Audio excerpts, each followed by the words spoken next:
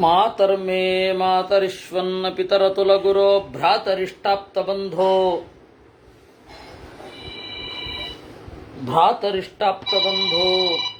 ಸ್ವಾಮಿನ್ ಸರ್ವಾಂತರಾತ್ಮನ್ನ ಜರ ಜರಯಿತರ್ಜನ್ಮ ಮೃತ್ಯಾಮಯಾನಾಂ ಗೋವಿಂದೇ ದೇಹಿ ಭಕ್ತಿಂ ಭವತಿ ಚ ಭಗವನ್ ಊರ್ಜಿತಾಂ ನಿರ್ನಿಮಿತ್ತಾಂ ನಿರ್ವ್ಯಾಜಾಂ ನಿಶ್ಚಲಾಂ ತದ್ಗುಣಗಣ ಬೃಹತೀಂ ಶಾಶ್ವತೀಮಾಶುದೇವ ನಾರಾಯಣಂ ನಮಸ್ಕೃತ್ಯ ನರಂ ಚೈವ ನರೋತ್ತಮಂ ದೇವೀಂ ಸರಸ್ವತೀಂ ವ್ಯಾಸಂ ತತೋ ಜಯಮುದೀರಯೇ ವಿಜಾನತಾಂ ಅವಿತ್ತಸ್ಯ ಮಧ್ವಸ್ಯ ಜಗತಿ ಗುರೋಃ ಪೂರ್ವಾಚಾರ್ಯಮಹಿಷ್ಠಾನಾಂ ಇಯಂ ಪ್ರಣತಿಮಾಲಿಕಾ ಪೂರ್ಣಜ್ಞಾನಾಯ ವಿದ್ಮಹೇ ಪೂರ್ಣಾನಂದಾಯ ಧೀಮಹಿ ತನ್ನೋ ವ್ಯಾಸ ಪ್ರಚೋದಯಾತ್.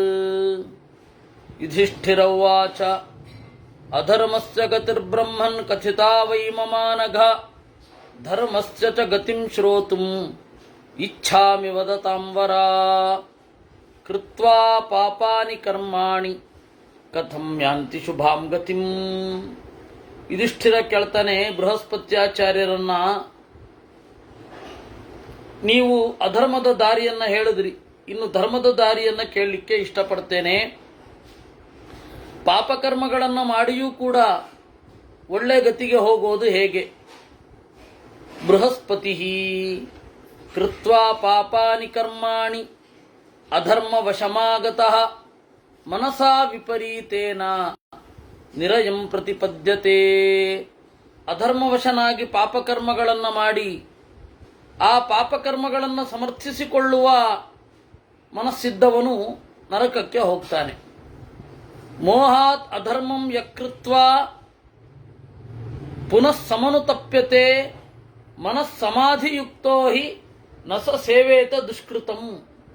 ಮೋಹದಿಂದ ಅಧರ್ಮವನ್ನು ಮಾಡಿ ಪಶ್ಚಾತ್ತಾಪಪಟ್ಟು ಮನಸ್ಸಮಾಧಾನದಿಂದ ಕೂಡಿ ಅದನ್ನು ಮಾಡದೇ ಇದ್ದರೆ ನರಕ ತಪ್ಪಿಸಿಕೊಳ್ತಾನೆ. ಯಥಾ ಯಥಾ ನರಃ ಸಮ್ಯಕ್ ಅಧರ್ಮಂ ಅನುಭಾಷತೆ ಸಮಾಹಿತೇನ ಮನತಾ ವಿಮುಚ್ಚೇನ ತಥಾ ತಥಾ. ಇನ್ನು ಅಧರ್ಮವನ್ನು ಮಾಡಿ ಮನಸ್ಸಮಾಧಾನ ಇತ್ತು ಅಂತ ಹೇಳಿದ್ರೆ, ಪಶ್ಚಾತ್ತಾಪ ಅನುಭವಿಸಿದವ ಅಂತ ಹೇಳಿದರೆ ದೇವರನ್ನು ಚಿಂತಿಸಿ ಮುಕ್ತಿಯನ್ನು ಹೊಂದುತ್ತಾನೆ. ಭುಜಂಗೈವ ನಿರ್ಮೋಕಾತ್ ಪೂರ್ವಾನ್ ಮುಕ್ತೋ ಜರಾನ್ವಿತಾತ್. ಹೇಗೆ ಹಾವು ಪೊರೆಯಿಂದ ಕಳಚಿಕೊಳ್ಳುವ ಹಾಗೆ. ಅಥ ದತ್ವಾ ಪ್ರದಾನಾನಿ ವಿವಿಧಾನಿ ಸಮಾಹಿತಃ ಮನಸ್ಸಮಾಧಿ ಸಂಯುಕ್ತಃ ಸುಗತಿಂ ಪ್ರತಿಪದ್ಯತೆ. ಇನ್ನು ದಾನ ಮಾಡಿಯೂ ಕೂಡ ಒಳ್ಳೆ ಗತಿಯನ್ನು ಹೊಂದುತ್ತಾನೆ. ಪ್ರಾಯಶ್ಚಿತ್ತದ ಒಂದು ವಿಧಾನ ಏನು ಅಂದರೆ ದಾನವೇ. ಯಾವುದು? ಸರ್ವೇಷಾಮೇವ ದಾನಾನಾಂ ಅನ್ನಂ ಶ್ರೇಷ್ಠಮುದಾಹೃತಂ. ಅನ್ನದಾನ ಅಂತನ್ನೋದು ಅತ್ಯಂತ ಶ್ರೇಷ್ಠ. ಪೂರ್ವಮನ್ನಂ ಪ್ರದಾತವ್ಯಂ.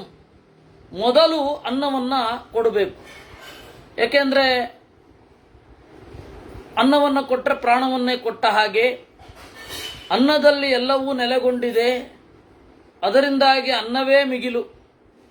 ದೇವತೆಗಳು, ಋಷಿಗಳು, ಪಿತೃಗಳು, ಮಾನವರು ಎಲ್ಲರೂ ಕೂಡ ಅನ್ನದಾನವನ್ನೇ ಹೊಗಳುತ್ತಾರೆ. ತನ್ಯಾಯ ಲಬ್ಧಂ ದಾತವ್ಯಂ ದ್ವಿಜೇಭ್ಯಃ ಅನ್ನಮುತ್ತಮಂ ಸ್ವಾಧ್ಯಾಯ ಮುದಿತೇಭ್ಯೋಪಿ ಪ್ರಹೃಷ್ಟೇನ ಅಂತರಾತ್ಮನ. ನ್ಯಾಯಲಬ್ಧವಾದದ್ದನ್ನು ಸ್ವಾಧ್ಯಾಯನಿಷ್ಠರಾದ ಬ್ರಾಹ್ಮಣರಿಗೆ ಕೊಡಬೇಕು. ಉಪಾಶ್ನಂತಿ ಬ್ರಾಹ್ಮಣಾನಾಂ ಚ ತಂ ದಚ ಹೃಷ್ಟೇನ ಮನತಾ ದತ್ತಂ ನ ಸ ತಿರ್ಯಗ್ಗತಿರ್ಭವೇತ್. 10 ಜನ ಸ್ವಾಧ್ಯಾಯನಿಷ್ಠರಿಗೆ ಹಾಕಿದ ಅನ್ನ ತಿರ್ಯಗ್ಗತಿಯನ್ನು ತಡೆಯುತ್ತೆ. ಇದಕ್ಕೆ ಹೋಗೋದಿಲ್ಲ, ನರಕಕ್ಕೆ ಹೋಗೋಲ್ಲ. ಭೈಕ್ಷೇಣಾಪಿ ತಮಾಹೃತ್ಯ ದದ್ಯಾದನ್ನಂ ದ್ವಿಜೇಷು ವೈ ಭಿಕ್ಷೆ ಬೇಡಿಯಾದರೂ ಕೂಡ ಅನ್ನದಾನ ಮಾಡಬೇಕು ಅಂತ ಹೇಳ್ತಾರೆ. ಇನ್ನು ಸುವರ್ಣದಾನಾತ್ ಪಾಪಾನಿ ನಶ್ಯಂತಿ ಸುಬಹುನ್ಯಪಿ, ಸುವರ್ಣದಾನವೂ ಅಷ್ಟೇ. ಇನ್ನು ಗಾಯತ್ರ್ಯಾಶ್ಚೈವ ಲಕ್ಷೇಣ ಗೋಸಹಸ್ರಸ್ಯ ತರ್ಪಣಾತ್ ವೇದಾರ್ಥಂ ಜ್ಞಾಪಯಿತ್ವಾತು ಶುದ್ಧಾನ್ ವಿಪ್ರಾನ್ ಯಥಾರ್ಥತಃ. ಲಕ್ಷ ಗಾಯತ್ರಿಯನ್ನು ಜಪ ಮಾಡುವುದು, 1000 ಗೋವುಗಳಿಗೆ ತೃಪ್ತಿಯಾಗುವ ಹಾಗೆ ಊಟವನ್ನು ಹಾಕೋದು, ಅಂದರೆ ಅವುಗಳಿಗೆ ಮೇವನ್ನು ಕೊಡೋದು, ಆಮೇಲೆ ವೇದಾರ್ಥವನ್ನು ಚಿಂತನೆ ಮಾಡುವುದು, ಇವುಗಳೆಲ್ಲ ಅತ್ಯಂತ ಮಿಗಿಲಾದದ್ದು. ಸರ್ವತ್ಯಾಗಾದಿಭಿಶ್ಚಾಪಿ ಮುಚ್ಚತೆ ಪಾತಕೈರ್ದ್ವಿಜಃ, ಇವುಗಳೆಲ್ಲದರಿಂದ ಪಾಪದಿಂದ ಬಿಡುಗಡೆ ಹೊಂದುತ್ತಾನೆ. ಅದರಿಂದಾಗಿ ಅನ್ನದಾನ ಅನ್ನೋದು ಮಿಗಿಲು. ಅಹಿಂಸನ್ ಬ್ರಾಹ್ಮಣಾನ್ ನಿತ್ಯಂ ನ್ಯಾಯೇನ ಪರಿಪಾಲ್ಯ ಚ ಕ್ಷತ್ರಿಯಸ್ತರಸಾ ಪ್ರಾಪ್ತಮನ್ಯಂ ದದ್ಯಾಚ್ಛುಭಾರ್ಪಿತಂ. ವೇದಜ್ಞರಿಗೆ ಹಿಂಸೆ ಮಾಡದೆ ನ್ಯಾಯದಿಂದ ಬಂದ ಅನ್ನವನ್ನು ಕ್ಷತ್ರಿಯನು ಕೊಡಬೇಕು, ವೇದವೃದ್ಧರಿಗೆ ಕೊಡಬೇಕು. ಅದರಿಂದಾಗಿ ದುಷ್ಕೃತವನ್ನು ಕಳ್ಕೊಳ್ತಾನೆ. ಷಡ್ಭಾಗ ಪರಿಶುದ್ಧಂಚ ಕೃಷೇರ್ಭಾಗಮುಪಾರ್ಜಿತಂ ವೈಶ್ಯೋ ದದ್ಯಾದ್ವಿಜಾತಿಭ್ಯ ಪಾಪೇಭ್ಯ ಪರಿಮುಚ್ಯತೆ. ವ್ಯಾಪಾರಿಗಳು ಕೂಡ ತಮ್ಮ ಗಳಿಕೆಯ 1/6 ಭಾಗವನ್ನು ಜ್ಞಾನಿಗಳಿಗಾಗಿ ಮೀಸಲಾಗಿ ಇಡಬೇಕು. ಅವಾಪ್ಯ ಪ್ರಾಣ ಸಂದೇಹಂ ಕಾರ್ಕಶ್ಯೇನ ಸಮಾರ್ಜಿತಂ ಅನ್ನಂ ದದ್ಯಾದ್ವಿಜಾತಿಭ್ಯ ಅಂತ್ಯಪಾಪಾತ್ ಪ್ರಮುಚ್ಯತೆ. ಇನ್ನು ಪ್ರಾಣ ಸಂದೇಹವನ್ನು ಹೊಂದಿದಾಗ ಅನ್ನವನ್ನು ಕೊಡಬೇಕು. ಹಾಗೆ ನ್ಯಾಯದಿಂದ ಬಂದ ಅನ್ನವನ್ನು ಕೊಡಬೇಕು. ಯಾರು ಕೂಡ ಕೊಡಬಹುದು. ಆಪತ್ತಿನಲ್ಲಿ ನಾವು ನಮ್ಮ ಬಳಿ ಭೃತ್ಯರು ಅಂತ ಯಾರಿದ್ದಾರೆ ಅವರ ಅನ್ನವನ್ನು ಸ್ವೀಕರಿಸಬಹುದು. ಆಪತ್ತಿನಲ್ಲಿ ಆಪದ್ಯೇವ ಸ್ವದಾಸಾನಾಂ ಭೋಕ್ತವ್ಯಂ ಸ್ವಯಂ ಉದ್ಯತಂ, ಅದು ಅವರು ಕೊಟ್ರೆ. ಅದರಿಂದ ಅನ್ನದಾನ ಮೊದಲಾದವುಗಳು ಪ್ರಾಯಶ್ಚಿತ್ತದ ಒಂದು ವಿಧಾನ. ಏತತ್ತೇ ತರ್ವಮಾಖ್ಯಾತಂ ಅನ್ನದಾನ ಫಲಂ ಮಹತ್ ಮೂಲಮೇ ತದ್ದಿ ಧರ್ಮಾಣಾಂ ಪ್ರದಾನಂ ಚೈವ ಭಾರತ. ಹೀಗೆ ಅನ್ನದಾನ ಮೊದಲಾದವುಗಳು ಪ್ರಾಯಶ್ಚಿತ್ತದ ಬಗೆ ಅಂದರು. ಇಲ್ಲಿಗೆ 101ನೇ ಅಧ್ಯಾಯ ಮುಗಿತು. 102ನೇ ಅಧ್ಯಾಯ ಅಹಿಂಸಾ ವೈದಿಕಂ ಕರ್ಮ ಧ್ಯಾನಮಿಂದ್ರಿಯ ಸಂಯಮ ತಪೋಥ ಗುರು ಶುಶ್ರೂಷಾ ಕಿಂ ಶ್ರೇಯ ಪುರುಷಂ ಪ್ರತಿ. ಯುಧಿಷ್ಠಿರ ಕೇಳ್ತಾನೆ, ಬೃಹಸ್ಪತ್ಯಾಚಾರ್ಯರೇ, ಅಹಿಂಸೆ ಮಿಗಿಲೋ, ವೈದಿಕ ಕರ್ಮ ಮಿಗಿಲೋ, ಧ್ಯಾನ ಮಿಗಿಲೋ, ಇಂದ್ರಿಯ ಸಂಯಮ ಮಿಗಿಲೋ, ತಪಸ್ಸು ಮಿಗಿಲೋ, ಗುರು ಶುಶ್ರೂಷ ಮಿಗಿಲೋ, ಯಾವುದು ಪುರುಷನಿಗೆ ಒಳಿತು? ಆಗ ಬೃಹಸ್ಪತಿ ಹೇಳ್ತಾನೆ, ಸರ್ವಾಣ್ಯೇತಾನಿ ಧರ್ಮಸ್ಯ ಪೃಥಗ್ದ್ವಾರಾಣಿ ನಿತ್ಯತಃ ಶೃಣು ಸಂಕೀರ್ತ್ಯಮಾನಾನಿ ಷಡೇವ ಭರತರ್ಷಭಾ. ನೋಡಪ್ಪ, ಇವೆಲ್ಲ ಸರ್ವಾಣಿ ಏತಾನಿ ಧರ್ಮಸ್ಯ ಪೃಥಗ್ದ್ವಾರಾಣಿ, ಇವೆಲ್ಲವೂ ಧರ್ಮದ ದ್ವಾರಗಳು. ಅಹಿಂಸೆ, ವೈದಿಕ ಕರ್ಮ, ಧ್ಯಾನ, ಇಂದ್ರಿಯ ಸಂಯಮ, ತಪಸ್ಸು, ಗುರು ಶುಶ್ರೂಷೆ, 6 ಬಾಗಿಲುಗಳುಂಟು ಧರ್ಮಕ್ಕೆ. ಅದರಲ್ಲಿ ಅಹಿಂಸೆ ಅಂತನ್ನೋದು ಅದು ಉತ್ತಮವೇ. ತ್ರಿದಂಡಂ ಸರ್ವಭೂತೇಷು ನಿಧಾಯ ಪುರುಷಶುಚಿ ಕಾಮಕ್ರೋಧೌ ಚ ಸಂಯಮ್ಯ ತತಃಸಿದ್ಧಿಮವಾಪ್ನುತೆ. ತ್ರಿದಂಡ, ಮನೋದಂಡ, ವಾಗ್ದಂಡ, ಕಾಯದಂಡ. ನಮಗೆ ನಾವು ದಂಡನೆ ಮಾಡ್ಕೊಳ್ಳೋದೇ ವಿನಃ ಬೇರೆಯವ್ರಿಗಲ್ಲ. ವಾಗ್ದಂಡ ಅಂದರೆ ಮಾತು ಬಹಳ ಒರಟಾಗಿ ಇರದೇ ಇರೋದು. ಕಾಯದಂಡ ಅಂತಂದರೆ ಹೊಡೆತ ಬಡತ ಮೊದಲಾದವುಗಳು ಇಲ್ಲದೆ ಇರೋದು. ಆಮೇಲೆ ಮನೋದಂಡ ಅಂತ ಹೇಳಿದ್ರೆ ಇವರು ನಾಶ ಆಗಬೇಕು ಅಂತ ಹೇಳಿ ಕೆಲಸವನ್ನು ಶುರು ಮಾಡದೇ ಇರೋದು. ಈ ಅಹಿಂಸಕಾನಿ ಭೂತಾನಿ ದಂಡೇನ ವಿನಿಹಂತಿಯ ಆತ್ಮನಃ ಸುಖಮನ್ವಿಚ್ಛನ್ ಸಪ್ರೇತ್ಯ ನ ಸುಖೀ ಭವೇತ್. ಯಾವುದೇ ಹಿಂಸೆ ಮಾಡದ ಜೀವಿಗಳನ್ನು ಸುಮ್ಮನೆ ಕೊಲ್ತಾನಲ್ಲ, ಅಗತ್ಯ ಇಲ್ಲದೆ ಹೋದ್ರು ಖಂಡಿತ ಸತ್ತ ಮೇಲೆ ಅವನಿಗೆ ಒಳ್ಳೆ ಗತಿ ಅಂತೂ ಆಗಲ್ಲ. ಜ್ವಲಂತ ಉದಾಹರಣೆ ಅಂತಂದ್ರೆ ಗೋವು. ಗೋವು ಅದರಷ್ಟು ಶಾಂತ ಪ್ರಾಣಿ ಇನ್ನೊಂದಿಲ್ಲ, ಅದು ಅಮ್ಮ ಇದ್ದ ಹಾಗೆ.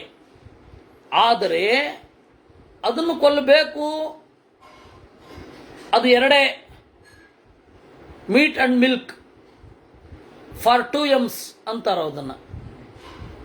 ಆಯ್ತಾ? ಹುಲಿ ಮುಖ ನೋಡಿರಲ್ಲ ನೀವು. ಸೇವ್ ದ ಟೈಗರ್ ಅಂತ ಹೇಳಿ ಬೆಂಗಳೂರಲ್ಲಿ ಇಲ್ಲಿಂದ ಅಲ್ಲಿಗೆ ಓಡ್ತಾವೆ. ಹುಲಿ ಎದುರುಗಡೆ ಬಂದ್ರೆ ಹಾಲು ಕರ್ಕೊಳ್ಳಿಕ್ಕಾಗತ್ತ? ಆ ಚನ್ನಪಟ್ಟಣದ ವಾಸುದೇವರಾಯರು ಧರಣಿ ಮಂಡಲ ಮಧ್ಯದೊಳಗೆ ಬರೆದಿದ್ದು ಅದನ್ನು ಇಟ್ಟುಕೊಂಡು, ಅದು ವಸ್ತುತಃ ಅದು ಪುರಾಣದಲ್ಲಿ ಬರುವ ಕಥೆ. ಅದು ಕಥೆ ಸ್ವಲ್ಪ ಬೇರೆ ತರಹ ಇದೆ. ಅದನ್ನು ಇವರೇನು ಮಾಡಿದ್ದಾರೆ, ಸತ್ಯವಾಕ್ಯಕ್ಕೆ ತಪ್ಪಿ ನಡೆದರೆ ಅಂತ ಈ ಹೊರಗಡೆಯ ಒಂದು ಸತ್ಯ ಅನ್ನೋದನ್ನ ಇಟ್ಟುಕೊಂಡು ಅವರೊಂದು ಕಥಾನಕವನ್ನು, ಅದು ದೊಡ್ಡ ಫ್ರೇಮಿನಲ್ಲಿ ಇರೋದನ್ನ ಒಂದು ಪುಟ್ಟ ಫ್ರೇಮಿನಲ್ಲಿ ಕೊಟ್ಟಿದ್ದಾರೆ. ಅದನ್ನು ಇಟ್ಕೊಂಡು ಇವ್ರದ್ದು ವಾಕ್ಯಾರ್ಥ ಅಲ್ಲ. ಆ ಹುಲಿ ಸತ್ತೋಯ್ತಲ್ಲ, ಹುಲಿಯ ಕುಟುಂಬ ಏನಾಗಬೇಡ, ಹುಲಿ ಮರಿ ಕಾಯ್ತಾ ಇರಲ್ವಾ? ಅದ್ರ ಬಗ್ಗೆ ಇವರಿಗೆ ಕರುಣೆ. ಹುಲಿ ಮುಂದೆ ನಿಂತ್ಕೊಳ್ಳಿ, ಅದು ಕರುಣೆ ತೋರಿಸಿದ್ರೆ ಆಮೇಲೆ ಹೇಳಿ. ಅದರಿಂದ ಏನೇನೋ ಮಾತಾಡ್ತಾರೆ. ಅಹಿಂಸಕಾನಿ ಭೂತಾನಿ ದಂಡೇನ ವಿನಿಹಂತಿ ಆತ್ಮನಃ ಸುಖಮನ್ವಿಚ್ಛನ್ ಸಪ್ರೇತ್ಯ ನ ಸುಖೀ ಭವೇತ್. ಹಿಂಸೆಯೇ ಮಾಡದ ಜೀವಿಗಳನ್ನ ದಂಡದಿಂದ ಶಿಕ್ಷಿಸಿ ತನಗೆ ಸುಖ ಆಗಬೇಕು ಅಂತ ಇರುವವನು ಆತ್ಮೋಪಮಸ್ತು ಭೂತೇಚು ಯೋ ವೈ ಭವತಿ ಪೂರುಚಃ. ತನ್ನಂತೆ ಪರರನ್ನ ಕಾಣಬೇಕು. ಅಂದ್ರೆ ನನಗೆ ಇದು ಹಿಂಸೆ ಆಗತ್ತೆ ಅಂದ್ರೆ ಬೇರೆಯವ್ರಿಗೂ ಹಿಂಸೆ ಆಗತ್ತೆ ಅಂತ ತಿಳ್ಕೊಳ್ಬೇಕು. ಸರ್ವಭೂತಾತ್ಮಭೂತಸ್ಯ ಸರ್ವಭೂತಾನಿ ಪಶ್ಯತಃ ದೇವಾಪಿ ಮಾರ್ಗೇ ಮುಹ್ಯಂತಿ ಶಪದಶ್ಚಪದೈಷಿಣಃ. ಸರ್ವಭೂತಾತ್ಮ ಭೂತ, ಸರ್ವಭೂತರು ಅಂದರೆ ಜೀವರು. ಅವರ ಆತ್ಮ ಅಂತಂದ್ರೆ ಅಂತರ್ಯಾಮಿಯಾದ ನಾರಾಯಣ, ಅವನಲ್ಲಿ ಭೂತ ಅಂದರೆ ಇರುವವ. ಆ ತರಹ ಪರಮಾತ್ಮನನ್ನ ಎಲ್ಲದರಲ್ಲಿ ಕಾಣುವವನಿಗೆ ದೇವತೆಗಳು ಕೂಡ ಅಯ್ಯೋ ಇವನಿಗೆ ಏನಾದರೂ ಒಂದು ಪದವಿ ಕೊಡಲೇಬೇಕಲ್ಲಪ್ಪ ಅಂತ ಅನ್ಕೊಳ್ತಾರಂತೆ. ನ ತತ್ಪರಸ್ಯ ಸಂದಧ್ಯಾತ್ ಪ್ರತಿಕೂಲಂ ಯದಾತ್ಮನಃ ಏಷ ಸಂಗ್ರಾಹಕೋ ಧರ್ಮ ಕಾಮಾದನ್ಯ ಪ್ರವರ್ತತೆ. ನನಗೆ ಯಾವುದು ಇಷ್ಟವಿಲ್ಲವೋ ಅದು ಬೇರೆಯವರಿಗೂ ಇಷ್ಟ ಆಗಲ್ಲ ಅಂತ ಹೇಳಿ. ಅಂದ್ರೆ ಇದು ಹೇಳ್ತಾ ಇರೋದು ಊಟ ತಿಂಡಿಗಳ ವಿಚಾರದಲ್ಲ. ಮತ್ತೆ ನನಗೆ ಯಾವುದು ಇಷ್ಟ ಆಗಲ್ವೋ ಅದು ಬೇರೆಯವ್ರಿಗೂ ಇಷ್ಟ ಆಗಲ್ಲ ಅಂತಲ್ಲ. ಮಾಮೂಲಾಗಿ ಚುಚ್ಚೋದು, ಅವರ ದ್ರವ್ಯಾಪಹಾರ ಮಾಡೋದು ಇತ್ಯಾದಿಗಳು. ನನಗೆ ಯಾವುದು ಪ್ರತಿಕೂಲವೋ ಅದು ಬೇರೆಯವರಿಗೂ ಪ್ರತಿಕೂಲ ಅಂತ ಚಿಂತನೆ ಮಾಡಿ ನಡೀಬೇಕು. ಕಾಮಾದನ್ಯ ಪ್ರವರ್ತತೆ. ಆದರೆ ಕೆಲವೊಬ್ಬರು ಕಾಮದಿಂದ ಇದಕ್ಕೆ ವಿರುದ್ಧವಾಗಿ ಸಾಗುತ್ತಾರೆ. ಯಾವ್ಯಾವುದರಲ್ಲಿ? ಪ್ರಖ್ಯಾಪನ ಅಂದರೆ ತಮ್ಮ ಗುಟ್ಟುಗಳನ್ನು ರಕ್ಷಿಸಿಡುವಲ್ಲಿ, ದಾನದಲ್ಲಿ, ಸುಖದಲ್ಲಿ, ದುಃಖದಲ್ಲಿ, ಪ್ರಿಯವಾದದ್ದರಲ್ಲಿ, ಅಪ್ರಿಯವಾದದ್ದರಲ್ಲಿ ಆತ್ಮೌಪಮ್ಯೇನ ತನ್ನನ್ನು ಉಪಮೆಯಾಗಿರಿಸಿಕೊಂಡು ಮನುಷ್ಯ ಮುಂದುವರಿಬೇಕು. ನನಗೆ ಇಷ್ಟವಾದದ್ದನ್ನು ತಡೆದ್ರೆ ನನಗೆ ಬೇಸರ ಆಗತ್ತೆ, ಹಾಗೆ ಅವ್ರಿಗೂ ಇಷ್ಟವಾದದ್ದನ್ನು ನಾನು ತಡಿಬಾರದು. ಇದು ಯಥಾ ಪರಪ್ರಕ್ರಮತೆ ಪರೇಚು ತಥಾ ಪರಪ್ರಕ್ರಮತೆ ಪರಸ್ಮಿನ್ ನಿಷೇವತೆ ಸ್ವಸಮೋ ಜೀವಲೋಕೆ ಯಥಾ ಧರ್ಮೋ ನೈಪುಣೇನೋಪದಿಷ್ಟ ಇತ್ಯುಕ್ತ್ವಾತಂ ಸುರಗುರು. ಈ ರೀತಿಯಾಗಿ ಧರ್ಮರಾಜನಿಗೆ ಹೇಳಿ ಅಲ್ಲೇ ದಿವಮಾ ಚಕ್ರಮೇ ಧೀಮಾನ್ ಪಶ್ಯತಾಮೇವ ನಸ್ತದಾ. ಮೇಲುಗಡೆ ಹಾರಿ ಹೊರಟು ಹೋದರು ಬೃಹಸ್ಪತ್ಯಾಚಾರ್ಯರು ಅನ್ನುವಲ್ಲಿಗೆ 102ನೇ ಅಧ್ಯಾಯ. ತಥೋ ಯುಧಿಷ್ಠಿರೋ ರಾಜ ಶರತಲ್ಪೇ ಪಿತಾಮಹಂ ಪುನರೇವ ಮಹಾರಾಜ ಪಪ್ರಚ್ಛ ವದತಾಂ ವರಹ. ಆಮೇಲೆ ಯುಧಿಷ್ಠಿರ ಭೀಷ್ಮಾಚಾರ್ಯರ ಕಡೆ ತಿರುಗಿ ಹೇಳಿದನಂತೆ, ಅಜ್ಜ, ಋಷಯೋ ಬ್ರಾಹ್ಮಣ ದೇವ ಪ್ರಚಂತಂತಿ ಪಿತಾಮಹ ಅಹಿಂಸಾ ಲಕ್ಷಣಂ ಧರ್ಮಂ ವೇದ ಪ್ರಾಮಾಣ್ಯ ದರ್ಶನಾತ್. ಋಷಿಗಳು, ಬ್ರಾಹ್ಮಣರು, ದೇವತೆಗಳು ಎಲ್ಲರೂ ಕೂಡ ಅಹಿಂಸೆ ಮಿಗಿಲು ಅಂತಾರೆ. ಯಾಕೆಂದ್ರೆ ವೇದ ಹೇಳ್ತಾ ಇದೆ. ಭೀಷ್ಮ ಕರ್ಮಣ ನರ ಕುರ್ವನ್ ಹಿಂಸಾಂ ಪಾರ್ಥಿವ ತತ್ತಮ ವಾಚಾ ಚ ಮನಸಾ ಚೈವ ತತೋ ದುಃಖಾತ್ ಪ್ರಮುಚ್ಯತೆ. ಮಾತಿನಿಂದ, ಮನಸ್ಸಿನಿಂದ, ಕರ್ಮದಿಂದ ಹಿಂಸೆಯನ್ನು ಬಿಟ್ಟರೆ ದುಃಖದಿಂದ ಬಿಡುಗಡೆಗೊಳ್ತಾನೆ. ಚತುರ್ವಿಧೈ ಚ ನಿರ್ದಿಷ್ಟಾಪ್ಯ ಹಿಂಸಾ ಬ್ರಹ್ಮವಾದಿಭಿ ಏಕೈಕತೋಪಿ ವಿಭ್ರಷ್ಟ ನಭವತ್ಯರಿಸೂದನ. ಅಹಿಂಸೆಗೆ 4 ಕಾಲುಗಳಿದೆ. ಯಥಾ ಪಶುಶ್ಚತುಷ್ಪಾದ ತ್ರಿಭಿಪಾದೈ ನ ತಿಷ್ಠತಿ.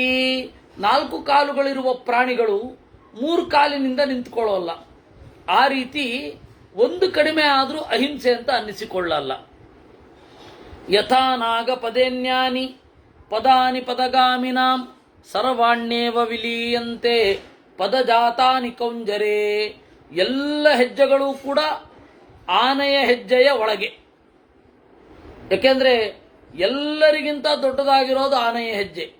ಅಲ್ಲಿ ಮನುಷ್ಯರ ಹೆಜ್ಜೆಯಿಂದ ಹಿಡಿದು ಅತ್ಯಂತ ಚಿಕ್ಕದಾದ ಪ್ರಾಣಿಯ ಹೆಜ್ಜೆಯ ತನಕ ಎಲ್ಲ ಅದರೊಳಗಡೆನೆ ಸೇರಿಬಿಡುತ್ತೆ. ಆ ರೀತಿ ಇದು ಅಹಿಂಸೆ ಅಂತಂದರೆ. ಪೂರ್ವಂತು ಮನತಾ ತ್ಯಕ್ವಾ ತ್ಯಜೇದ್ವಾಚಾಥ ಕರ್ಮಣ. ಮಾನಸಿಕವಾಗಿ ಹಿಂಸೆ ಮಾಡಬಾರದು. ವಾಚಾ ಮಾತಿನಿಂದ, ಕರ್ಮಣ ಕರ್ಮದಿಂದ, ಕಾಯೇ ಮನಸಿ ವಾಕ್ಯೇಪಿ ದೋಷಾ ಹ್ಯೇತೆ ಪ್ರಕೀರ್ತಿತಾ. ಮಾತು, ಮನಸ್ಸು, ವಾಕ್ಯ, ಕರ್ಮ, ಇದು ದೇಹ ಇತ್ಯಾದಿಗಳಿಂದ ಹಿಂಸೆಯನ್ನು ಮಾಡಬಾರದು. ನಭಕ್ಷಯಂತ್ಯತೋ ಮಾಂಸಂ ತಪೋಯುಕ್ತ ಮನಸ್ವಿನಃ. ಅದರಿಂದಾಗಿ ಮಾಂಸವನ್ನು ತಿನ್ನುವುದಿಲ್ಲ. ದೋಷಾನ್ಸ್ತು ಭಕ್ಷಣೇ ರಾಜನ್ ಮಾಂಸಸ್ಯೇಹ ನಿಬೋಧಮೇ. ಮಾಂಸ ಭಕ್ಷಣದಲ್ಲಿ ದೋಷಗಳನ್ನು ನೋಡು. ಪುತ್ರ ಮಾಂಸೋಪಮಂ ಜಾತಂ ಸ್ವದತೆ ಯೋ ವಿಚೇತನಃ ಮಾತಾ ಪಿತೃ ಸಮಾಯೋಗೆ ಪುತ್ರತ್ವಂ ಜಾಯತೆ ಯಥಾ. ರಶಸ್ತ ಹೃದಯ ಜಿಹ್ವಾಯಾಂ ಜ್ಞಾನಂ ಪ್ರಜ್ಞಾಯತೆ ಯಥಾ ತಥಾ ಶಾಸ್ತ್ರೇಚು ನಿಯತಂ ರಾಗೋ ಹ್ಯಾಸ್ವಾದತಾಂ ಗತಃ. ಆ ರಸ ಹೃದಯದಲ್ಲಿ, ನಾಲಿಗೆಯಲ್ಲಿ ಒಂದು ಉದ್ರೇಕವನ್ನು ಉಂಟು ಮಾಡುತ್ತೆ. ಆ ರಾಗ ಅದನ್ನೇ ಆಸ್ವಾದ ಅಂತ ಕರೀತಾರೆ. ಆ ಆಸ್ವಾದಕ್ಕೆ ಒಳಗಾಗಿ ಸಂಸ್ಕೃತಂ ಪಕ್ವಂ ಲವಣಂ ತಥಾ ಪ್ರಜ್ಞಾಯತೆ ಯಥಾ ಭಾವೋ ತಥಾ ಪೀತಂ ನಿರುಚ್ಯತೆ. ಸಂಸ್ಕೃತವಾದ ಮಾಂಸ, ಅಸಂಸ್ಕೃತವಾದ ಮಾಂಸ, ಬೇಯಿಸಿದ್ದು, ಉಪ್ಪು ಹಾಕಿದ್ದು, ಉಪ್ಪು ಹಾಕದೇ ಇರೋದು, ಇವುಗಳೆಲ್ಲ ನಾವು ನೋಡ್ತೇವೆ. ಆ ಎಲ್ಲ ಪ್ರಾಣಿಗಳ ಶರೀರದಲ್ಲಿ ಉತ್ಕಟವಾಗಿರುತ್ತದು. ಅದು ಉತ್ಕಟವಾದ ಮನಸ್ಸನ್ನು ಪ್ರಚೋದನೆ ಮಾಡುತ್ತೆ. ಭೇರೀಂ ಶಂಖಮೃದಂಗಾದ್ಯಾಹ ತಂತ್ರೀ ಶಬ್ದಾಂಶ್ಚ ಪುಷ್ಕಲಾನ್ ನಿಷೇವಯಿಷ್ಯಂತಿ ಮಂದಾಹ ಮಾಂಸಭಕ್ಷಾ ಕಥಂ ನರಾಹ. ಇವರೇನು ಮಾಡ್ತಾರೆ, ಮಾಂಸವನ್ನು ತಿನ್ನುವವರು ಬೇಟೆ ಆಡುವಾಗ, ಅದಿದೆ ಇವಾಗ ನಗರದಲ್ಲಿರ್ತಾರೆ, ಎಲ್ಲೋ ಇಂದಲೋ ಬರುತ್ತೆ, ತಿಂತಾರೆ. ಬೇಟೆ ಆಡುವಾಗ ಅದನ್ನು ಹೆಂಗೆ ಮಾಡ್ತಾರೆ, ಭೇರಿಯನ್ನು, ಶಂಖವನ್ನು, ಮೃದಂಗವನ್ನು ಎಲ್ಲ ಒಟ್ಟೆ ಸೋವುವುದು, ಕಾಡು ಸೋವುವುದು ಅಂತಾರೆ. ಅವುಗಳಿಂದ ಉದ್ವೇಗ ಮಾಡಿರ್ತಾರೆ.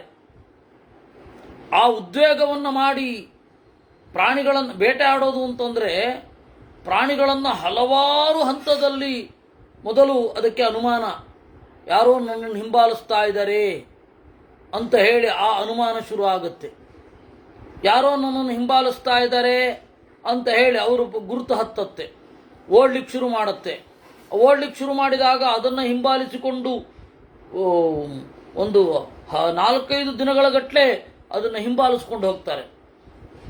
ಅವಾಗ ಅದಕ್ಕೆ ನೆಮ್ಮದಿಯಿಂದ ನೀರು ಕುಡಿಲಿಕ್ಕಾಗಲ್ಲ, ಅಲ್ಲಿಯೇ ಇದ್ರೂ ಹುಲ್ ತಿನ್ಲಿಕ್ಕಾಗಲ್ಲ, ಅಲ್ಲಿಯೇ ಇದ್ರೂ ನೀರು ಕುಡಿಲಿಕ್ಕಾಗಲ್ಲ, ತನ್ನ ಮಗುವನ್ನು ಪ್ರೀತಿಯಿಂದ ನೆನಪಿಸ್ಕೊಳ್ಳಿಕ್ಕಾಗಲ್ಲ. ಆ ಪ್ರಾಣ ಭಯ. ಈ ಮಗುವಿಗೆ ಆ ತಾಯಿಯೋ ತಂದೆಯೋ ಎಲ್ಲಿ ಹೋಗಿರ್ತಾನೆ ಗೊತ್ತಿಲ್ಲ. ಈ ರೀತಿ ಅದು ಹಿಂಬಾಲಿಸ್ಕೊಂಡು ಹೋಗ್ತಾರೆ. ಅದೇನು ಮಾಡುತ್ತೆ, ಓಡಿ ಓಡಿ ದಾರಿ ತಪ್ಪತ್ತೆ. ಕಡೆಗೆ ಇದು ಯಾವುದು ಗೊತ್ತಾಗೋದಿಲ್ಲ. ಈ ತರಹದ ಬೇಟೆಯನ್ನು ತೋಳಗಳು ಆಡ್ತಾರೆ, ಮನುಷ್ಯರು ಆಡ್ತಾರೆ. ಆ ತೋಳದ ಬ್ರೀಡಿನ ನಾಯಿ ಅದೇನದು ಜರ್ಮನ್ ಶೆಫರ್ಡ, ಆ ತರಹದ ನಾಯಿ. ಆ ತರಹದ ನಾಯಿಗಳೆಲ್ಲ ಇದನ್ನ ಏನ್ ಮಾಡ್ತವೆ, ಅದೇ ರೀತಿ ಆಡ್ತವೆ. ಅದು ಅವುಗಳ ತರಾನೇ ಇರುತ್ತೆ. ಮನುಷ್ಯರನ್ನು ಕೂಡ ಹಾಗೆ ಬೇಟೆಯಾಡುವ ಮಟ್ಟಕ್ಕೆ ಅದು ಬೆಳೆದಿರುತ್ತೆ, ಸರಿಯಾಗಿ ಯೂಸ್ ಮಾಡಿದ್ರೆ. ಅದರಿಂದಾಗಿ ಆ ತರಹದ ಹಿಂಸೆ, ಆ ಭಾವ ಅನ್ನೋದು ತಿಂದವರ ಮನಸ್ಸಿನಲ್ಲಿ ಏನಾಗಬೇಡ. ತಿಂದವರ ಮನಸ್ಸಿನಲ್ಲಿ ಏನು ಒಳಿತು ಕಾಣ್ಲಿಕ್ಕೆ ಸಾಧ್ಯ? ಮಾಂಸ ಭಕ್ಷಣೆ ಅಂತನ್ನೋದು ಅಧಮ ಅಲ್ಲ ಅಂತ ಹೇಳ್ತಾರೆ. ಆಯ್ತು, ನಿಮ್ಮ ಆಹಾರ, ಅದನ್ನು ಒಪ್ಕೊಳ್ಳೋಣ. ಆದರೆ ಅದರ ಪ್ರೊಸೆಸ್ ಏನಿದೆ ಅದು ಏನು, ಅದಕ್ಕೆ ಒಬ್ಬೊಬ್ರು ಒಂದೊಂದನ್ನ ತಗೊಂಡಿದ್ದಾರೆ. ಒಬ್ರೇನಂತ ತಗೊಂಡಿದ್ದಾರೆ, ಇಲ್ಲ ನಾವು ಅದು ಮಾಂಸ ಅಂತನ್ನೋದು ಈ ತರಹದ ಪ್ರಕ್ರಿಯೆಗೆ ಒಳಗಾದ್ರೆ ಆ ದೋಷ ಉಂಟು ಮಾಡಲ್ಲ ಅಂತ. ಅದು ಅವರವರೇ ಮಾಡಿಕೊಂಡ ಪ್ರಕ್ರಿಯೆ. ಹಾಗೆ ಯಜ್ಞದೊಂದು ಪ್ರಕ್ರಿಯೆ ಇರುತ್ತೆ. ಈ ದೋಷ ನಾಶ ಆಗಬೇಕು, ಅದಕ್ಕೇನು ಪ್ರಕ್ರಿಯೆ? ದೋಷ ಆಗೇ ಆಗತ್ತೆ. ಆಹಾರವನ್ನ ಆ ವಿರುದ್ಧ ಮಾರ್ಗದಲ್ಲಿ ಸಾಗದೇ ಇರೋದನ್ನ ಏನಂತಾರೆ, ಆ ಹಿಂಸೆಯ ದೋಷಗಳನ್ನು ಕಳೆದುಕೊಳ್ಳೋದು. ನಮ್ಮ ಮನಸ್ಸಿನ ಮೇಲೆ ಪರಿಣಾಮ ಆಗಬಾರದು ಆ ತರಹ. ಅದರಿಂದ ಪರೇಶಾಂ ಧನಧಾನ್ಯಾನಾಂ ಹಿಂಸಕಾಸ್ತಾವಕಾಸ್ತಥಾ ಪ್ರಶಂಸಕಾಶ್ಚ ಮಾಂಸಸ್ಯ ನಿತ್ಯಂ ಸ್ವರ್ಗೇ ಬಹಿಷ್ಕೃತಾ.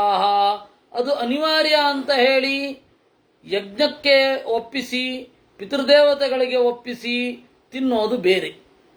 ಆದರೆ ಅದನ್ನೇ ಪ್ರಶಂಸೆ ಮಾಡ್ತಾ ಬೇರೆಯವರನ್ನು ಗೇಲಿ ಮಾಡ್ತಿರ್ತಾರಲ್ಲ, ಅವರು ನಿತ್ಯಂ ಸ್ವರ್ಗೇ ಬಹಿಷ್ಕೃತಾ.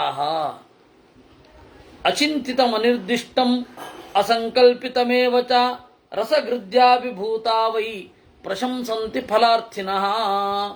ಅವರು ರಸಗೃದ್ಯ, ರಸದ ಬಯಕೆ, ಆ ನಾಲಿಗೆಯ ರಸದ ಬಯಕೆಗಾಗಿ ಅವರು ಒಂದನ್ನು ಚಿಂತನೆ ಮಾಡಿರಲ್ಲ, ಒಂದನ್ನ ನಿರ್ದಿಷ್ಟವಾಗಿ ನೋಡಿರೋದಿಲ್ಲ, ಒಂದನ್ನ ಸಂಕಲ್ಪ ಮಾಡಿರಲ್ಲ. ಆ ಒಂದು ಹಿಂಸೆಗೆ ಅವರು ಒಳಪಡ್ತಾರೆ. ಪ್ರಶಂಸಾ ಹೇವ ಮಾಂಸಸ್ಯ ದೋಷಕಲ್ಪ ಫಲಾನ್ವಿತ ಭಸ್ಮವಿಷ್ಠಾ ಕೃಮಿರ್ವಾಪಿ ನಿಷ್ಠಾ ಯಸ್ಯೇದೃಶೀ ಧ್ರುವ ಸಕಾಯ ಪರಪೀಡಾಭಿ ಕಥಂ ಧಾರ್ಯೋ ವಿಪಶ್ಚಿತ. ಇಷ್ಟೊಂದು ಮಾನಸಿಕವಾದ, ದೈಹಿಕವಾದ, ವಾಚಿಕವಾದ, ವಿಶ್ವಾಸದ್ರೋಹ ರೂಪವಾದ ಬೇಟೆಯನ್ನ ಹೇಗೆ ತಗೊಳ್ಳೋದು? ಒಂದೋ ಅದನ್ನು ತಗೊಳ್ಳುವಾಗ ನಿಮಗೆ ಮಾನಸಿಕವಾಗಿ ಉದ್ವೇಗಾದಿಗಳಾಗಬಾರದು, ಅಲ್ಲಿಗೆ ಮುಟ್ಟಬೇಕು. ಅದನ್ನೇನಾದರೂ ಮಾಡ್ತೀರಾ? ಇಲ್ಲ, ಎರಡೇ. ಈಗ ಒಂದೋ ಆ ಕ್ರಿಯೆಗೆ ಕೈ ಹಾಕಬಾರದು, ಒಂದೋ ಆ ಕ್ರಿಯೆಗೆ ಕೈ ಹಾಕಿದರೆ ಅದರ ದೋಷ ಒಡ್ಡದಂತೆ ನೋಡಿಕೊಳ್ಬೇಕು. ಇವಾಗ ಏನಾದರೂ ಪದಾರ್ಥವನ್ನು ತಿನ್ನುವಾಗ ಅದರಲ್ಲಿ ಇರುವಂತಹ ದೋಷವನ್ನು ಆಚೆ ತೆಕ್ಕೊಂಡು ತಿನ್ನೋದಲ್ವೇ? ಸೌತೆಕಾಯಿ ಕತ್ತರಿಸಬೇಕಾದ್ರೆ ಆ ಮುಂದಿನದ್ದನ್ನ ಚೆನ್ನಾಗಿ ಇದು ಮಾಡಿ ಕಹಿ ತೆಗೆದು ತಿಂತೀವಿ ಅಂತ. ಅದೇ ರೀತಿ ಅಲ್ವಾ ಇದು ಕೂಡ?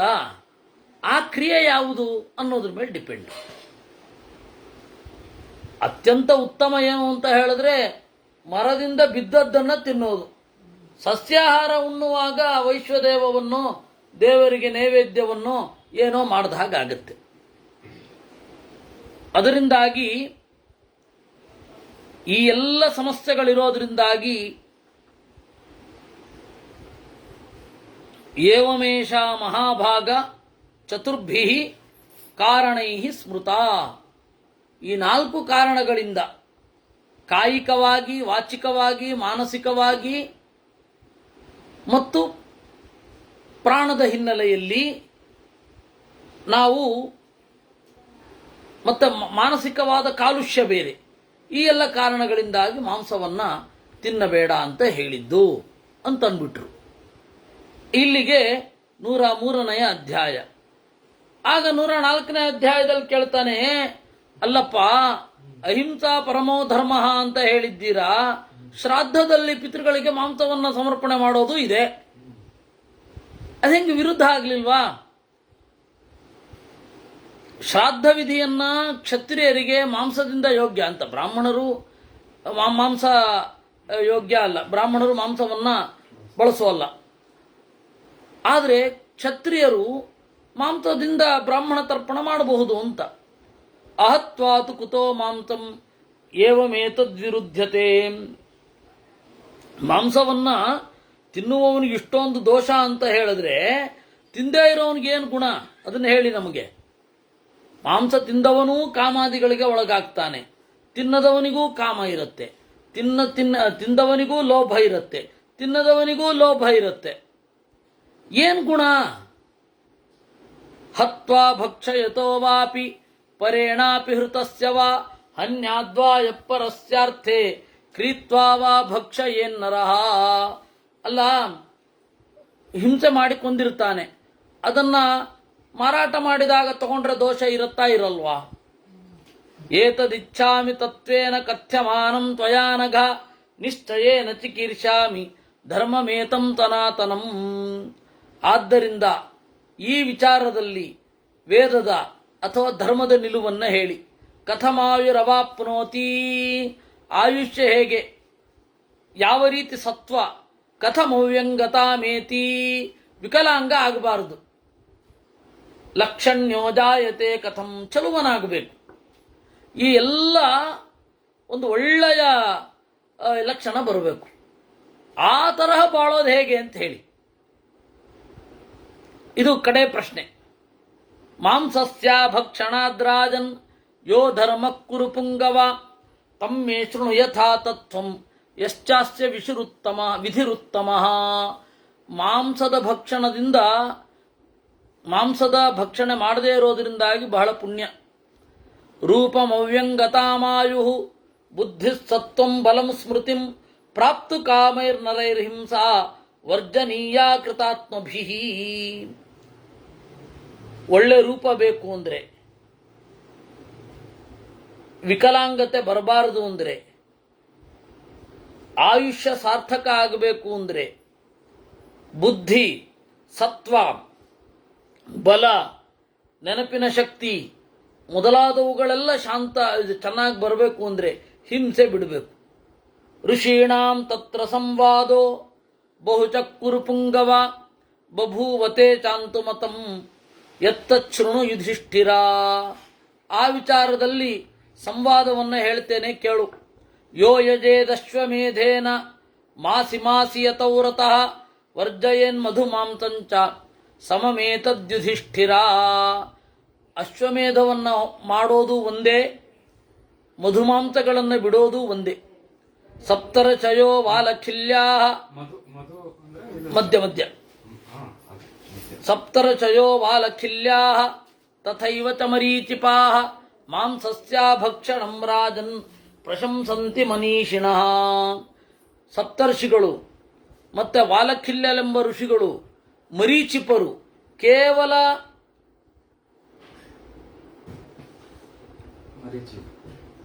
ಬೆಳಕನ್ನು ಕುಡಿದು ಬದುಕುವವರು, ಸೂರ್ಯನ ಬೆಳಕು ಕುಡಿದು ಬದುಕುವವರು ಏನಿದ್ದಾರೆ ಅವರು ಮಾಂಸ ಭಕ್ಷಣೆ ಮಾಡದೇ ಇರೋದನ್ನೇ ಪ್ರಶಂಸೆ ಮಾಡಿದ್ದಾರೆ. ನ ಭಕ್ಷಯತಿ ಯೋ ಮಾಂಸಂ ನ ಚ ಹನ್ಯಾನ್ನ ಘಾತಯೇತ್ ಸಮಿತ್ರಂ ಸರ್ವಭೂತಾನಾಂ ಮನುಸ್ವಾಯಂಭುವೋ ಬ್ರವೀತ್. ಯಾರು ಮಾಂಸವನ್ನು ಉಣ್ಣುವುದಿಲ್ಲ, ಕೊಲ್ಲುವುದಿಲ್ಲ, ಕೊಲ್ಲಿಸುವುದಿಲ್ಲ, ಅವನು ಎಲ್ಲ ಭೂತಗಳ ಮಿತ್ರ ಅಲ್ವೇ? ಅದೃಶ್ಯ ಸರ್ವಭೂತಾನಾಂ ವಿಶ್ವಾಸ್ಯ ಸರ್ವಜಂತುಷು ಸಾಧೂನಾಂ ತಮ್ಮತೋ ನಿತ್ಯಂ ಭವೇನ್ ಮಾಂಸಂ ವಿವರ್ಜಯನ್. ಎಲ್ಲ ಜೀವರು ಕೂಡ ಅವನಲ್ಲಿ ವಿಶ್ವಾಸದಿಂದ ಇರ್ತಾರೆ. ಸಜ್ಜನರಿಗೆ ಅವನು ಸಮ್ಮತ. ಸ್ವಮಾಂತಂ ಪರಮಾಂತೇನ ಯೋ ವರ್ಧಯಿತುಮಿಚ್ಛತಿ ಅವಿಶ್ವಾಸ್ಯೋ ವಸೀದೇತ್ಸಹ ಇತಿ ಹೋವಾಚ ನಾರದಃ. ನಾರದರು ಹೇಳಿದ್ರು, ಬೇರೆಯವರ ಮಾಂಸದಿಂದ ತನ್ನ ಮಾಂಸವನ್ನ ಬೆಳೆಸ್ಕೊಳ್ಬಾರ್ದಲ್ವಾ? ಅವನ ಬಗ್ಗೆ ಏನು ವಿಶ್ವಾಸ? ದದಾತಿ ಯಜತೆ ಚಾಪಿ ತಪಸ್ವಿ ಚ ಭವತ್ಯಪಿ ಮಧುಮಾಂಸ ನಿವರ್ತೀತಿ ಪ್ರಾಹ ಚೈವಂ ಬೃಹಸ್ಪತಿ. ಬೃಹಸ್ಪತ್ಯಾಚಾರ್ಯರು ಹೇಳಿದ್ರು, ದಾನ ಮಾಡಿದ ಹಾಗೆ, ಯಾಗ ಮಾಡಿದ ಹಾಗೆ ತಪಸ್ಸನ್ನೂ ಮಾಡ್ತಾನೆ ಅವನು. ಇದರಿಂದ ಹಿಂದೆ ಸರಿದ್ರೆ, ಇದರಲ್ಲೇ ತೊಡಗಿದ್ರೆ ದಾನ ಮಾಡಲಿಕ್ಕಾಗಲ್ಲ, ಯಾಗ ಮಾಡಲಿಕ್ಕಾಗಲ್ಲ, ತಪಸ್ ಮಾಡಲಿಕ್ಕಾಗಲ್ಲ. ಮಾಸಿ ಮಾಸ್ಯಶ್ವಮೇಧೇನ ಯೋ ಯಜೇತ ಶತಂ ತಮಾಹ ನ ಖಾದಯತಿ ಯೋ ಮಾಂಸಂ ಸಮಮೇತನ್ಮತನ್ಮಮ. 100 ವರ್ಷಗಳ ಕಾಲ ಅಶ್ವಮೇಧ ಯಾಗ ಮಾಡಿದ ಪುಣ್ಯ ಮಾಂಸಾದಿಗಳನ್ನು ಉಣ್ಣದಿದ್ದರೆ. ಸರ್ವೇ ವೇದಾನ ತತ್ಕುರ್ಯು ಸರ್ವೇ ಯಜ್ಞಾಶ್ಚ ಭಾರತ ಯದ್ಭಕ್ಷಯಿತ್ವಾ ಮಾಂಸಾನಿ ಪಶ್ಚಾದಪಿ ನಿವರ್ತತೆ. ಎಲ್ಲ ವೇದಗಳನ್ನು ತಿಳಿದರು, ಎಲ್ಲ ಯಜ್ಞಗಳನ್ನು ಮಾಡಿದರೂ ಕೂಡ ಮಾಂಸತ್ಯಾಗದ ಫಲವಿಲ್ಲ. ಮಾಂಸತ್ಯಾಗ ಮಾಡಿದರೆ ಏನು ಫಲ ಬರಬೇಕೋ ಆ ಫಲ ಎಲ್ಲೂ ಬರಲ್ಲ. ಯಾಕೆಂದರೆ ತನ್ನಂತೆ ಬೇರೆಯವರನ್ನು ಅಂದುಕೊಂಡಿರ್ತಾನೆ. ಅರೋಗಾಣಾಂ ಅಪಾಪಾನಾಂ ಪಾಪೈರ್ಮಾಂಸೋಪಜೀವಿಭಿ ಮೃತ್ಯುತೋ ಭಯಮಸ್ತೀತಿ ಶಂಕಾಯಾಂ ದುಃಖಮುತ್ತರಂ. ಧರ್ಮಸ್ಯಾಯತನಂ ತಸ್ಮಾತ್ ಮಾಂಸಸ್ಯ ಪರಿವರ್ಜನಂ. ಅದರಿಂದಾಗಿ ಮಾಂಸವನ್ನು ತೊರೆಯುವುದೇನಿದೆ ಅದು ಮೊದಲ ಧರ್ಮ ಸಾಧನ. ನಹಿ ಮಾಂಸಂ ತೃಣಾತ್ ಕಾಷ್ಠಾತ್ ಉಪಲಾದ್ವಾಪಿ ಜಾಯತೆ ಹತ್ವಾ ಜಂತುಂ ತನೋರ್ಮಾಂಸಂ ತಥೋ ದೋಷೋಸ್ತಿ ಭಕ್ಷಣೆ. ಮಾಂಸ ಅನ್ನೋದು ಹುಲ್ಲಿನಿಂದಲೋ ಕಾಷ್ಠದಿಂದಲೋ ಕಲ್ಲಿನಿಂದಲೋ ಬರಲ್ಲ. ಇನ್ನೊಂದು ಪ್ರಾಣಿಯನ್ನು ಕೊಲ್ಲಲೇಬೇಕು. ಸ್ವಾಹ ಸ್ವಧಾಮೃತ ಭುಜ ದೇವಾ ಸತ್ಯಾರ್ಜವ ಪ್ರಿಯಾ ರಾಕ್ಷಸೇಂದ್ರ ಭಯಾನ್ಮುಕ್ತಾ ಸರ್ವಭೂತ ಪರಾಯಣಾ. ದೇವತೆಗಳು ಯಾವ್ಯಾವಾಗಲೂ ಯಾರೋ ಒಬ್ಬ ಅಸುರನಿಂದ ಅವರೇನು ಮಾಡಿರ್ತಾರೆ, ಯಾರೋ ಒಬ್ಬ ಅಸುರನಿಂದ ಸೋತು ಕಾಡಿನಲ್ಲಿ ಇರ್ತಾರೆ ಒಂದು ಸ್ವಲ್ಪ ದಿವಸ. ಅವಾಗ ಅವರು ಕಾಂತಾರೇಶ್ವತಘೋರೇಶು, ದಟ್ಟವಾದ ಕಾಡಿನಲ್ಲಿ, ದುರ್ಗದಲ್ಲಿ, ರಾತ್ರಿಯಲ್ಲಿ, ಸಂಜೆಯಲ್ಲಿ ಎಲ್ಲ ಕಡೆ ಅವರು ಇರ್ತಾರೆ, ನಿರಾತಂಕವಾಗಿರ್ತಾರೆ. ಯಾಕೆ ಗೊತ್ತಾ? ಅಮಾಂಸ ಭಕ್ಷಣಾದ್ರಾಜನ್, ಅವರು ಮಾಂಸ ಭಕ್ಷಣೆ ಮಾಡಲ್ಲ. ಯಾರಿಗೆ ಮಾಂಸ ಭಕ್ಷಣೆ ಇರೋದಿಲ್ಲ ಅವರು ನಿರಾತಂಕವಾಗಿರ್ತಾರೆ. ಯಾಕೆ ಅಂದರೆ ಅವರಿಗೆ ಭಯ ಬರೋದಕ್ಕೆ ಮೊದಲು ಭಯ ಇರಲ್ಲ. ಇದು ತಿಂದವರಿಗೆ ಭಯ ಇರುತ್ತೆ, ಏನು ಭಯ ಇಲ್ಲದೆ ಹೋದರೂ ಭಯ ಇರುತ್ತೆ. ಯಾಕೆ ಅಂದರೆ ಆ ತರಹ ಆಗಿರುತ್ತೆ. ಅನುದ್ವೇಗ ಕರೋ ಲೋಕೆ ನಚಾಪ್ಯುದ್ವಿಜತೆ ಸದಾ ಅಭಕ್ಷ್ಯಮೇತದಿತಿ ವೈ ಇತಿ ಹಿಂಸಾ ನಿವರ್ತತೆ. ಇದು ಅಭಕ್ಷ್ಯ ಅಂತ. ಧನೇನ ತಾಂತಕೋ ಹಂತಿ ಖಾದಕಶ್ಚಾಪಿ ಭೋಗತಃ ಸೂಚಕೋ ವದಬಂಧಾಜಾತ್ ಇತ್ಯೇಷ ಹಿ ತ್ರಿವಿಧೋ ವಧಃ. ಧನೇನ ತಾಂತಕೋ ಹಂತಿ, ಹಣದಿಂದ ಕೊಳ್ಳುವವನು ಕೊಲ್ಲುತ್ತಾನೆ ಪ್ರಾಣಿಗಳನ್ನು.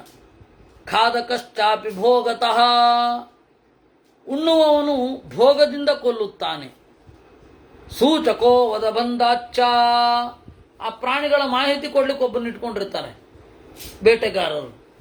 ಎಲ್ಲಿಗೆ ಹೋಯ್ತು, ಎಲ್ಲಿಗೆ ಬೇಟೆಯ ಹೆಜ್ಜೆ ಹೇಗೆ ಹೋಗ್ತಾ ಇದೆ, ಅದರದ್ದೇ ಒಂದು ಕಾರಿಡಾರ್ ಇರುತ್ತೆ. ಜಿಂಕೆ ಕಾರಿಡಾರು, ಮೊಲದ ಕಾರಿಡಾರು ಎಲ್ಲ ಇರುತ್ತೆ. ಮೊಲದ ಕಾರಿಡಾರು, ಜಿಂಕೆ ಕಾರಿಡಾರು ಎಲ್ಲ ಅದನ್ನ ಮಾಹಿತಿ ಕೊಡ್ಲಿಕ್ಕೆ ಒಬ್ಬನಿಗೆ ಇಟ್ಕೊಂಡಿರ್ತಾರೆ. ಇಲ್ಲಿ ಪ್ರತಿ ದಿವಸ ನವಿಲ್ ಬಂದು ಕೂಡ್ತಾ ಇದೆ, ಇಲ್ಲಿ ಹೀಗಿದೆ. ಸ್ವಲ್ಪ ದಿವಸ ಅಲ್ಲಿ ಅವ್ರಿಗೆ ಕಾಡಿನ ಎಲ್ಲ ಡೆಮೋಗ್ರಫಿಯ ಐಡಿಯಾ ಇರುತ್ತೆ. ಅವ್ರು ಎಲ್ಲೆಲ್ಲೇನೇನು ಅಂತ ಹೇಳ್ತಾರೆ. ಅವರೆಲ್ಲರೂ ಕೂಡ ವಧ ಬಂಧಾಚ್ಛ, ಕೊಲ್ಲಲಿಕ್ಕೆ ಬಂಧನಕ್ಕೆ ಕಾರಣ ಆಗಿರ್ತಾರೆ. ಆದ್ದರಿಂದ ಈ ವಧಕ್ಕೆ ಅವರೆಲ್ಲರೂ ಕಾರಣರೇ. ಒಂದು ಪ್ರಶ್ನೆ ಬರುತ್ತೆ. ಈಗ ಈ ಹಂತದಲ್ಲಿ ಭೀಷ್ಮಾಚಾರ್ಯರನ್ನ ಹೇಳ್ತಾ ಇದ್ದಾರೆ, ಇವರು ಕ್ಷತ್ರಿಯರೇ ಇರ್ಬೋದು, ಆದ್ರೂ ಇದು ಜನರಲ್ ಆಗಿ ಹೇಳ್ತಾ ಇರೋದಲ್ವಾ ಮಾಂಸಭಕ್ಷಣದ ಬಗ್ಗೆ. ಹಿಂದೆ ಎಲ್ಲ ಎಷ್ಟೋ ಯಾಗಗಳು ಇದು ಎಲ್ಲ ಮಾಡಿದ್ದಾರೆ. ಕಾಡಿನಲ್ಲಿದ್ದಾಗೆಲ್ಲ ಋಷಿಗಳ ಜೊತೆ ಎಲ್ಲ ಇದ್ದಾಗ ಅವರು ಬೇಟೆ ಆಡಿ ಎಲ್ಲ ತಿಂದಿದ್ದಾರೆ. ನಾನು ಹೇಳಿದ್ನಲ್ಲ ಉತ್ತರ ಆಗಲೇ. ಯಜ್ಞದ ಉದ್ದೇಶದಿಂದ ಮಾಡಿದಾಗ ಆ ಲೇಪ ಆಗೋದಿಲ್ಲ. ಅದಿಲ್ಲದೇ ಇದ್ದರೆ ಇದು ಈ ಸಮಸ್ಯೆ. ಬ್ರಾಹ್ಮಣರಿಗಂತೂ ಇಲ್ಲ, ಕ್ಷತ್ರಿಯರಿಗೆ ಅದು ವಿಹಿತ. ಅದನ್ನೇ ಕೇಳಿದ್ದವನು, ಅಲ್ಲ ಶ್ರಾದ್ದದಲ್ಲಿ ಮಾಂಸ ಇದೆ ಅಂತ ಹೇಳ್ತಾ ಇದ್ದೀರಾ, ನೀವೇನ್ ನೀವು ಅಂತ. ಇಲ್ಲಿ ಬೇಡಿದ್ರೆ ಮಾಂಸ ಭಕ್ಷಣ ಧರ್ಮ ಅಂತ ಇದ್ದೀರಾ. ಶ್ರಾದ್ದದಲ್ಲಿ ಮಾಂಸ ಭಕ್ಷಣ, ಈ ಮಾಂಸದಿಂದಲೇ ಪಿಂಡ ಕೊಡಬೇಕು ಅಂತ ಹೇಳ್ತಾ ಇದ್ದಾರೆ. ಅದು ವಿರೋಧ ಆಗಲಿಲ್ವೇ, ವೇದದಲ್ಲೇ ವಿರೋಧ ಬರಲಿಲ್ವೇ ಅಂತ ಪ್ರಶ್ನೆ. ಅದಕ್ಕೆ ಮೊದಲು ಯಾಕೆ ಪರಮರ್ಷಿಗಳು ಅಧರ್ಮ ಅಂತಂದ್ರು ಅಂತ ಹೇಳ್ತಾ ಇದ್ದಾರೆ. ಅದೃಶ್ಯ ಸರ್ವಭೂತಾನಾಂ ಆಯುಷ್ಮನ್ ಅರುಜ ಸುಖಿ.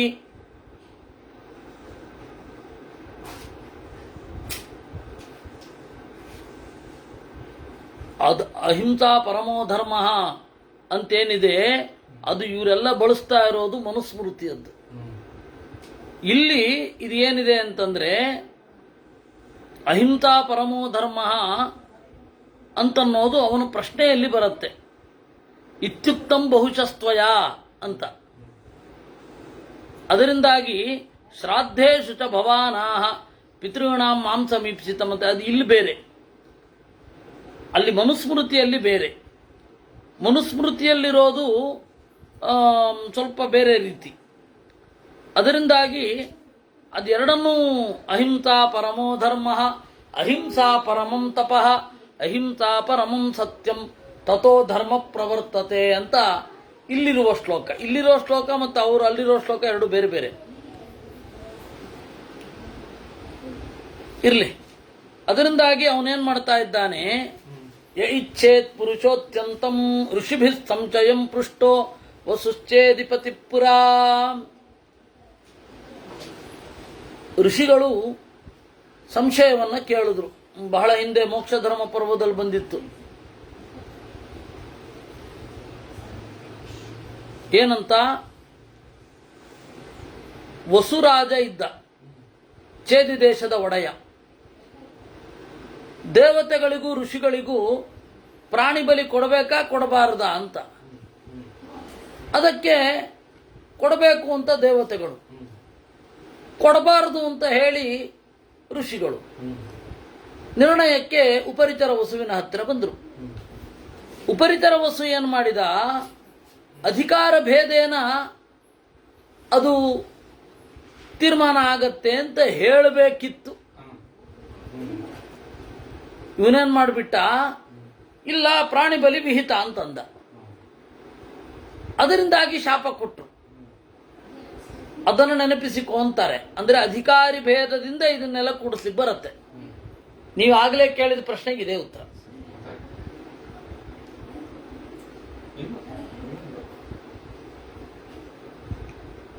ಅಧಿಕಾರಿ ಭೇದದಿಂದ ಇವುಗಳೆಲ್ಲ ಕೂಡತ್ತೆ. ಅಧಿಕಾರಿ ಯಾರು? ಕ್ಷತ್ರಿಯರು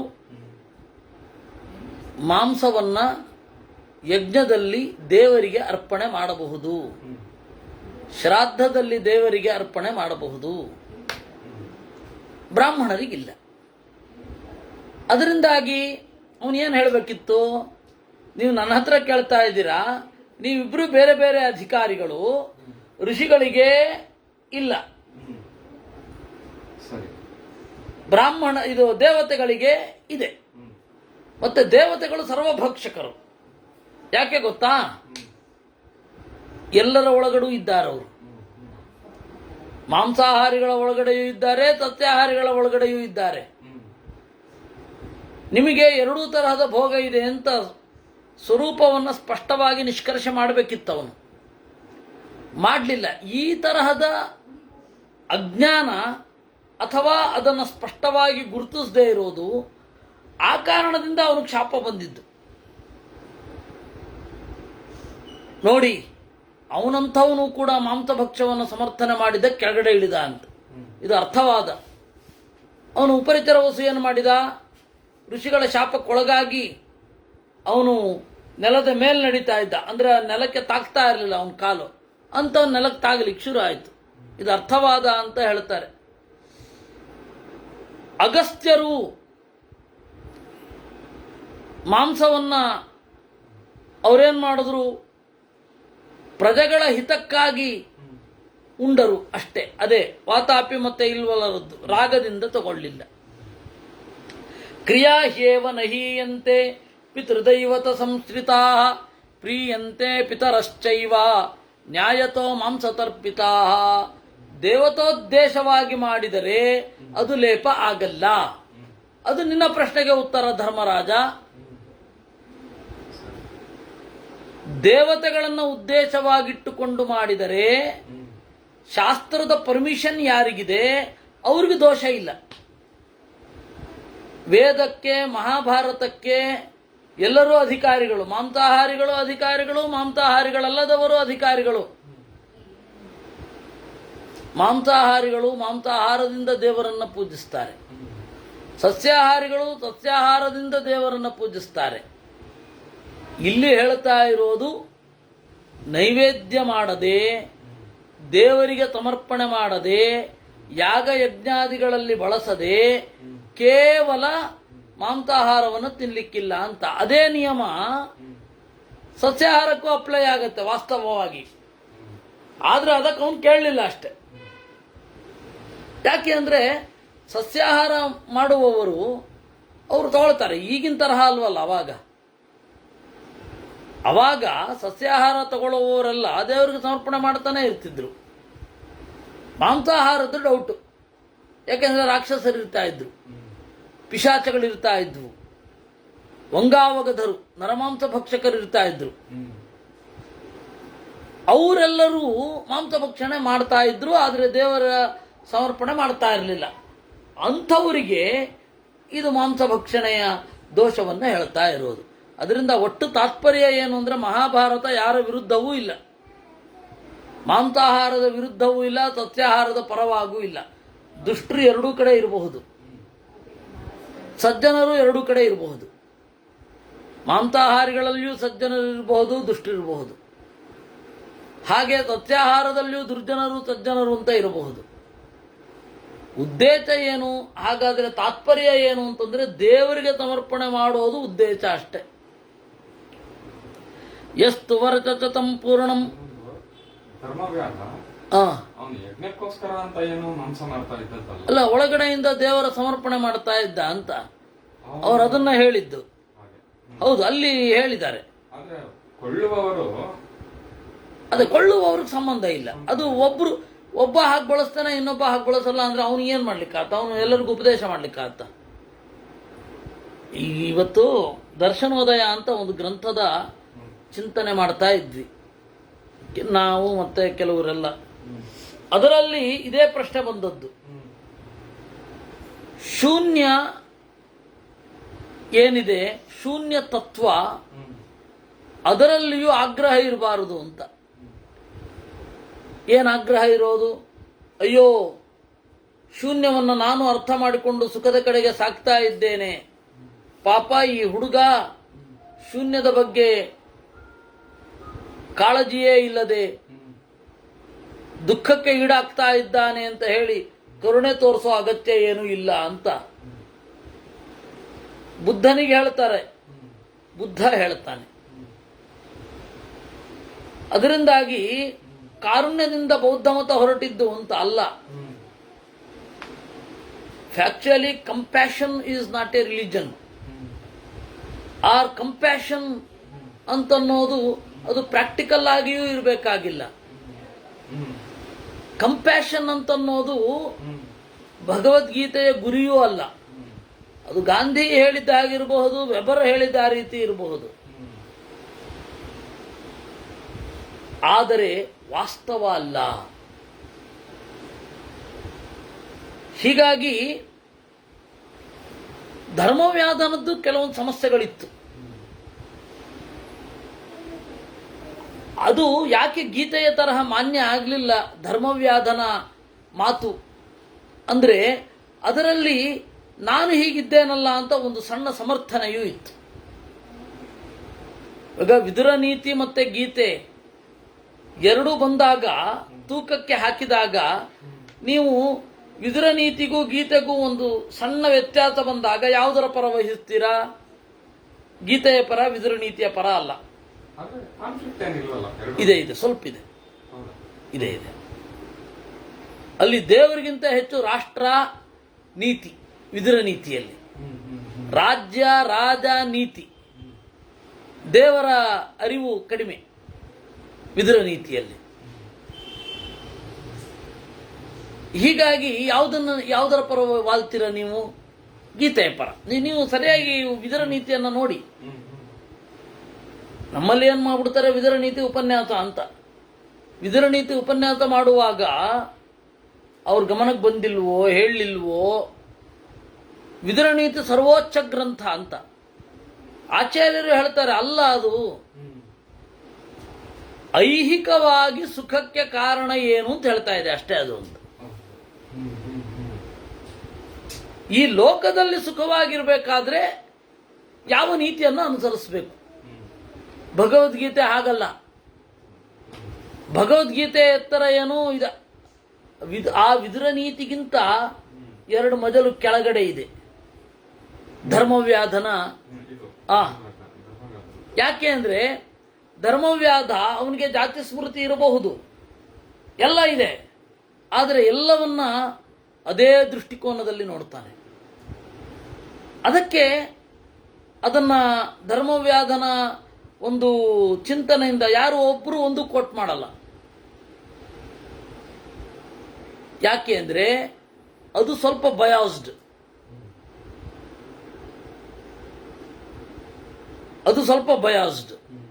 ಅಲ್ಲಿ ಇದ್ದವರೆಲ್ಲ ನೋಡಿ, ಅವನು ಹಕ್ಕಿ ನೋಡ್ದ ತಪ್ಪಕಂತ ಉದುರು ಬಿದ್ದೋಯ್ತು, ತಪಸ್ಸಿನ ಫಲವೇ ಅದು? ಅಲ್ವೇ ಅಲ್ಲ. ಸರಿ, ಅವಳು ಇದು ಮಾಡ್ತಾ ಇದ್ಲು, ಗಂಡನ ಸೇವೆ ಮಾಡ್ತಾ ಇದ್ಲು, ತಡವಾಗಿ ಬಂದ್ಲು, ಅವಳಿಗೆ ಗೊತ್ತಾಯಿತು. ಆ ಜ್ಞಾನ ಫಲನಾ? ಧರ್ಮಾಚರಣೆಯ ಫಲ ನೀವು ಏನು ಮಾಡ್ಕೊಂಡು ಬಂದ್ರಿ ಒಂದು ಸ್ವಲ್ಪ ಹೊತ್ತಿನ ಕೆಳಗೆ ಅನ್ನೋದ್ರ ಫಲವೇ? ಅಂದ್ರೆ ನೀವು ಇಲ್ಲಿಗೆ ಬರೋದಕ್ಕಿಂತ ಮೊದಲು ನಿಮ್ಮ ಜೀವನದಲ್ಲಿ ಏನು ಘಟನೆ ಆಗಿತ್ತು, ಯಾರನ್ನು ಭೇಟಿ ಮಾಡಿದ್ರೆ, ಅದೆಲ್ಲ ತಿಳ್ಕೊಳ್ಳೋದು ಧರ್ಮಾಚರಣೆಯ ಫಲವೇ? ಇಲ್ಲ. ಯಾವುದನ್ನು ತಿಳ್ಕೊಳ್ಳೋದು ಧರ್ಮಾಚರಣೆಯ ಫಲ ಅಲ್ಲ. ಈ ಕೆಲವರೆಲ್ಲ ಅಪರೋಕ್ಷ ಜ್ಞಾನಿಗಳು ಹೋದ್ರೆ ಜಗತ್ತಿನ ಎಲ್ಲವನ್ನೂ ತಿಳಿದಿಟ್ಬಿಟ್ಟಿರ್ಬೇಕು ಅಂತ ಅದೊಂದು ಭ್ರಮೆ ಇದೆ. ಶಾಸ್ತ್ರವೇ ಹೇಳಲ್ಲ ಹಾಗೆ, ಇವರು ಅನ್ಕೊಂಡಿರ್ತಾರೆ. ದೇವರು ಕಾಣೋದು ಮಾತ್ರ ಅಪರೋಕ್ಷ ಜ್ಞಾನ, ಉಳಿದದ್ದೆಲ್ಲ ಯಾಕೆ? ರಾಘವೇಂದ್ರ ಸ್ವಾಮಿಗೆ ಮೆಕ್ಯಾನಿಕಲ್ ಇಂಜಿನಿಯರಿಂಗ್ ಗೊತ್ತಾ ಅಂದ್ರೆ ಏನು ಹೇಳೋದು? ಗೊತ್ತಿರಬೇಕಾಗಿಲ್ಲ ಅಷ್ಟೇ. ಧರ್ಮದ ಫಲ ಏನು? ದೇವರ ಅರಿವು, ಧ್ಯಾನದ ಸಿದ್ಧಿ, ಸಂಯಮ ಮೊದಲಾದವುಗಳು ಧರ್ಮದ ಫಲ. ಜಾತಿ ಸ್ಮೃತಿಯು ಅಂತಿಮವಾಗಿ ಅಲ್ಲ. ಜಾತಿ ಸ್ಮೃತಿಯಿಂದ ನೀವು ಭಗವಂತನ ಕಡೆಗೆ ಹೋಗಬೇಕು. ಹೀಗಾಗಿ ಧರ್ಮವ್ಯಾಧನ ಉಪದೇಶಕ್ಕಿಂತ ವಿದುರ ನೀತಿ ಮಿಗಿಲು. ವಿದುರ ನೀತಿಗಿಂತ ನಂತರದ ಯಾವ್ಯಾವುದೋ ಗೀತೆಗಳಿದೆ, ಭಗವದ್ಗೀತೆ ಎಲ್ಲದರ ಮೇಲೆ ನಿಲ್ಲತ್ತೆ. ಹಾಗೆ ಅದರಿಂದಾಗಿ ನಾವೇನು ಮಾಡ್ತಾ ಇದ್ದೀವಿ, ಎಲ್ಲವನ್ನ ಒಂದೇ ತಕ್ಕಡಿಯಲ್ಲಿ ಇಡ್ತಾ ಇದ್ದೀವಿ. ಮಹಾಭಾರತವನ್ನು ಕೇಳಿದವ್ರು ಕೂಡಲೇ ಆ ಧರ್ಮವ್ಯಾದ ಒಬ್ಬ ಇಲ್ವಾ ಅಂದ್ಬಿಡ್ತಾರೆ. ಅಲ್ಲಿ ನೋಡಿ ಆ ಸಾಹಿತ್ಯವನ್ನು ಗಮನಿಸಿ. ವಿದುರನೀತಿ ಹಿಂದೆ ಬೀಳಬೇಡಿ, ಅದರ ಮಿತಿಯನ್ನು ತಿಳ್ಕೊಳ್ಳಿ. ಐಹಿಕಸ್ಯ ಸುಖಸ್ಯಾಪಿ ಕಾರಣಂ ತದನಿಂದಿತಂ ಅಂತ ಆಚಾರ್ಯರ ಮಾತು. ಐಹಿಕ ಸುಖವಾದಕ್ಕೆ ಕಾರಣ ಅದು ನಿಂದಿತ ಏನಲ್ಲ, ಆದರೆ ಪರಮ ಅಲ್ಲ. ಹೀಗೆ ಹೇಳ್ತಾ ಇದ್ದಾರೆ. ಈ ಹಿನ್ನೆಲೆಯಲ್ಲಿ ಪಿತೃಕ್ರಿಯೆಯಲ್ಲಿ ದೈವಕ್ರಿಯೆಯಲ್ಲಿ ಬಳಸಿದರೆ ದೋಷವಿಲ್ಲ. ಕೇವಲ ಜಿಹ್ವಾ ತೃಪ್ತಿಗೆ ಅಂತ ತಿನ್ಲಿಕ್ಕಿಲ್ಲ. ನಾಭಾಗ, ಅಂಬರೀಚ, ಗಯ, ಆಯು, ಅನರಣ್ಯ, ದಿಲೀಪ, ರಘು, ಕಾರ್ತವೀರ್ಯ, ಅನಿರುದ್ಧ, ನಹುಷ, ಯಯಾತಿ, ನೃಗ, ವಿಶ್ವಗಶ್ವ, ಶಶಬಿಂದು, ಯುವನಾಶ್ವ, ಔಶೀನರಶಿಪಿ, ಶ್ವೇತಛತ್ರ, ಸೋಮಕ, ಅಷ್ಟಕ, ಮನು, ರಂತಿದೇವ, ವಸು, ಸೃಂಜಯ, ದುಷ್ಯಂತ, ಕರುಷ, ರಾಮ, ಅಲರ್ಕ, ನಲ, ವಿಚಕಾಶ್ವ, ನಿಮಿ, ಜನಕ, ಶಿಲ, ಪೃಥು, ವೀರಸೇನ, ಇಕ್ಷ್ವಾಕು, ಯುವಾಶ್ವ, ಶ್ವೇತ, ಸಗರ ಇವರೆಲ್ಲರೂ ಕೂಡ ಮಾಂಸವನ್ನು ಉಂಡಿದ್ದಾರೆ, ದೋಷಕ್ಕೆ ಭಾಗ್ಯಗಳಾಗಲಿಲ್ಲ. ಯಾಕೆ ಅಂದರೆ ಅದಕ್ಕೆ ಉದ್ದೇಶ ಇದೆ, ಅದನ್ನು ಬಳಸಬೇಕಾದ ರೀತಿಯಲ್ಲಿ ಬಳಸಿದ್ದಾರೆ. ಆ ಹಿನ್ನೆಲೆಯಿಂದ ಈ ಸೈನಿಕರು ಮತ್ತೆ ಭಾರವಾದರು ಇಂತ ಇತರೆಲ್ಲ ಇರ್ತಾರೆ, ಹೌದು, ತುಂಬಾ ದೈಹಿಕವಾದ ಪರಿಶ್ರಮದಿಂದ ಕೆಲಸ ಮಾಡ್ತಾರೆ. ಹೌದು, ಅಂತವ್ರು ಈಗೇನು ಯಜ್ಞ ಆ ರೀತಿ ಎಲ್ಲ ಮಾಡಲ್ಲ, ಈಗ ಆರ್ಮಿಗೆಲ್ಲ ಬಳಸ್ತಾರೆ. ಹೌದು, ಅದು ದೋಷದಿಂದ ಕೂಡಿದೆಯಾ ಅದು? ಅಲ್ಲ, ಅವಾಗ ಹಿಂದೆ ಎಲ್ಲ ಅದೇ ಉದ್ದೇಶದಿಂದ ಮಾಡಿಯೇ ಕೊಡ್ತಾ ಇದ್ರಲ್ಲ. ಇವತ್ತಿನ ಪರಿಸ್ಥಿತಿಯಲ್ಲಿ ನಾವೇನು ಮಾತಾಡ್ಲಿಕ್ಕಾಗಲ್ಲ. ದೋಷ ಇದೆ. ಇಲ್ಲ, ಇವತ್ತಿನ ಪರಿಸ್ಥಿತಿಯಲ್ಲಿ ನಾವೇನು ಮಾತನಾಡ್ಲಿಕ್ಕಾಗಲ್ಲ. ನೋಡಿ, ನಮಗೆ ಅದರ ಅವಶ್ಯಕತೆ ಇಲ್ಲ. ನಾವು ಸ್ವಾರ್ಥಿಗಳಾಗಬೇಕು. ನೋಡಪ್ಪ, ನಾವು ಇಲ್ಲಿ ಕೇಳ್ತಾ ಇರುವವರು, ಹೇಳ್ತಾ ಇರುವವರು ಯಾರು ಸೈನಿಕ ವೃತ್ತಿಯಲ್ಲಿಲ್ಲ, ಸೈನಿಕರಾಗಿಯೂ ಇಲ್ಲ, ಏನೂ ಇಲ್ಲ. ಒಳಗಡೆಯಿಂದ ಎತ್ತರ ಪಡಿಬೇಕು, ಅದಕ್ಕಾಗಿ ಇಲ್ಲಿ ನಾವು ತೊಡಗಬೇಕು ಅಷ್ಟೆ. ಸೈನಿಕರ ಬಗ್ಗೆ ಯೋಚನೆ ಬಿಟ್ಬೋಣ, ಯಾಕೆ ನಮಗೆ ಸಾಕಾಗಿದೆ. ಸೈನಿಕರು, ಅವ್ರ ಬಗ್ಗೆ ಗೌರವ ಉಂಟು. ಇದರಲ್ಲಿ ಬೇಕಾದ್ರೆ ಒಂದು ತರ್ಪಣ ಕೊಡೋಣ, ನಮ್ಮ ರಕ್ಷಣೆ ಮಾಡ್ತಾ ಇದ್ದಾರೆ, ಅವರಿಗೆ ದೇವರಲ್ಲಿ ಪ್ರಾರ್ಥನೆ ಮಾಡೋಣ. ಅಷ್ಟಕಾಶ್ರಾದ್ದದ ಸಂದರ್ಭದ ತರ್ಪಣಗಳಲ್ಲಿ ಅವರನ್ನು ನೆನಪಿಸಿಕೊಳ್ಳೋಣ. ಆದರೆ ಈ ವಿಚಾರಗಳಲ್ಲೆಲ್ಲ ನಿರ್ಣಯ ಕೊಡುವಷ್ಟು ನಮಗೆ ಸಾಮರ್ಥ್ಯ ಇಲ್ಲ. ಅದು ನಮಗೂ ಗೊತ್ತಾಗಿದೆ, ಯಾರು ಕೇಳಬೇಡಿ ಇದನ್ನ. ಹೀಗಾಗಿ ಅನವಶ್ಯಕವಾಗಿ ಮಾಂಸವನ್ನು ತಿನ್ನಬೇಡಿ ಅಂತ ಹೇಳಿ ವಿಧಾನ ರುಚಿ ನಿರ್ಮಿತಂ ಅಂತ 104ನೇ ಅಧ್ಯಾಯ. ಇನ್ನು ಮಾಂಸ ಅನ್ನೋದರ ನಿರ್ವಚನ ಎಲ್ಲ ಬರುತ್ತೆ ಮುಂದೆ. ಅದನ್ನ ಮತ್ತೆ ಇನ್ನೂ ಚರ್ಚೆಗಳಿದೆ, ಬೇಕಾಷ್ಟು ಚರ್ಚೆ ಇದೆ. ಮಾಂಸದಲ್ಲಿರುವ ಗುಣ, ಮಾಂಸದಲ್ಲಿರುವ ದೋಷ ಎಲ್ಲಾನೂ ಬರುತ್ತೆ. ಇನ್ನೂ ಬೇರೆ ಬೇರೆ ಆಯಾಮಗಳಲ್ಲಿ ಉತ್ತರ ಸಿಗುತ್ತೆ. ಇವತ್ತಿನ ಚಿಂತನೆಯನ್ನ ಪ್ರಾಸಂಗಿಕವಾಗಿ ಸಂಬಂಧಪಟ್ಟ ಪ್ರಶ್ನೆ, ಅಹಿಂಸೆ ಅಂತ ಬಂತಲ್ಲ, ಹೌದು, ನಮ್ಮ ಶ್ರೀನಿವಾಸ ಭಟ್ಟದ ಅವರು ಕೇಳ್ತಾ ಇದ್ರು. ಅವರ ತೋಟದಲ್ಲಿ ಕೀಟನಾಶಕಗಳನ್ನೆಲ್ಲ ಬಳಸ್ತಾರೆ. ಅದು ಸಸಿಗಳನ್ನ ರಕ್ಷಿಸಬೇಕಾದ್ರೆ ಬಳಸಲೇಬೇಕಾಗತ್ತೆ. ಹೌದು, ಅದರಿಂದ ಎಷ್ಟೋ ಕ್ರಿಮಿಕೀಟಗಳೆಲ್ಲ ಸಾಯುತ್ತೆ. ಖಂಡಿತ. ಅದು ಅದರಿಂದ ಪಾಪ ಉಂಟಾ ಅಂತ. ಅದೇ ಪ್ರಮೃತ ಅಂತ. ಅದನ್ನ ಭಾಗವತದಲ್ಲಿ ಋತ ಮುಂಚಶಿಲಂ ಪ್ರೋಕ್ತಂ ಪ್ರಮೃತಂ ಕರ್ಷಣಂ ಸ್ಮೃತಂ. ನಮ್ಮ ದಿಲೀಪ್ ಅವರು ಇಲ್ಲಿ ಕೇಳ್ತಾ ಇರೋದು, ಹೊಲದಲ್ಲಿ ತೋಟದಲ್ಲಿ ಕೀಟನಾಶಕಗಳನ್ನ ಬಳಸಿ ಸಾವಿರಾರು ಕೀಟಗಳನ್ನ, ಲಕ್ಷಾಂತರ ಕೀಟಗಳನ್ನ ಬಳಸ್ತೇವೆ, ಪಾಪ ಇದೆಯೋ ಇಲ್ವೋ ಅಂತ. ಅದಕ್ಕೆ ಅದನ್ನ ಪ್ರಮೃತ ಅಂತಾನೆ ಕರೆಯೋದು. ಗೊತ್ತಾಯ್ತಾ? ಪ್ರಮೃತ ಅಂದ್ರೆ ಸಾವಿನಿಂದ ಬಂದ ಅನ್ನ. ಆದರೆ ಅದನ್ನ ದೇವರಿಗೆ ಸಮರ್ಪಣೆ ಮಾಡೋದ್ರಿಂದಾಗಿ ಅಷ್ಟು ಪಾಪ ಇರಲ್ಲ. ಅದಕ್ಕೆ ಉಂಚಶಿಲ ಅಂತ, ಇನ್ನು ಕೆಳಗಡೆ ಹೋಗಿ ಉಂಚಶಿಲ ಋತ ಮುಂಚಶಿಲಂ ಪ್ರೋಕ್ತಂ ಪ್ರಮೃತಂ ಕರ್ಷಣಂ ಸ್ಮೃತಂ ಋತಾನೃತಂತು ವಾಣಿಜ್ಯಂ ಶೌವೃತ್ತಿರ್ ನೀಚ ಸೇವನಂ ಅಂತ ಅದು ಭಾಗವತದಲ್ಲಿ ಬರುವಂಥದ್ದು. ಹೀಗಾಗಿ ನಾವೀಗ ಪ್ರಮೃತದಿಂದಾದರೂ ಬದುಕಬಹುದು, ದೇವರ ಸಮರ್ಪಣೆ ಇತ್ಯಾದಿಗಳನ್ನು ಮಾಡಬೇಕಷ್ಟೆ. ಕೃಷ್ಣಾರ್ಪಣಮಸ್ತು. ಇನ್ನು ನಾಳೆ ಇಲ್ಲ, ನಾಡಿದ್ದುಂಟು.